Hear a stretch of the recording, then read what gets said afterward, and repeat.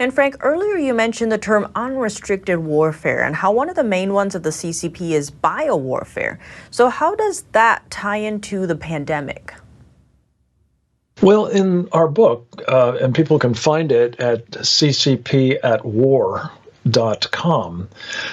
we talk not only about the current pandemic, but about the history of China's interest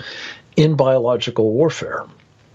And this is all the more important because, of course, the Chinese are by treaty not supposed to have a biological warfare program, let alone one that is as active, as ambitious, and as aggressive as the one we've now been exposed to, in the worst sense of the word. And what I think we've discovered about this is that the Chinese Communist Party has, going back to Deng Xiaoping's general secretaryship of the CCP, had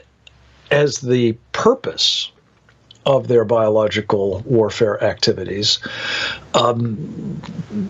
being able to depopulate the United States and colonize it with Chinese. Now, this sounds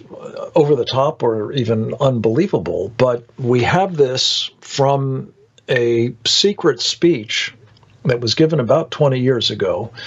by the then defense minister of China by the name of Chi Hao-chen, not in public, but to a secret party cadre meeting. And in that, he was very explicit that the purpose of this is offensive in character, and its target is the United States. And as I say, its ambition is to preserve the infrastructure of our country, but get rid of the people so that the Chinese can take it over. And what's interesting is that what we discovered in recent Chinese writings, in military journals and scientific publications, open source,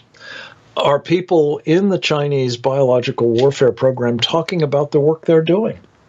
including work aimed at trying to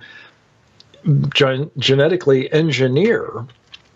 the ability of these diseases that they're cooking up to attack certain ethnicities or nationalities or, geographic areas, perhaps, in their populations. So it remains to be seen whether they can do that. There's some skepticism on our side, certainly at the moment, but the fact that they're pursuing it and they're talking about the utility and value of biological warfare is something we ignore at our extreme peril, especially against the backdrop that 1 million of us have been killed by a biological warfare attack that they've already launched.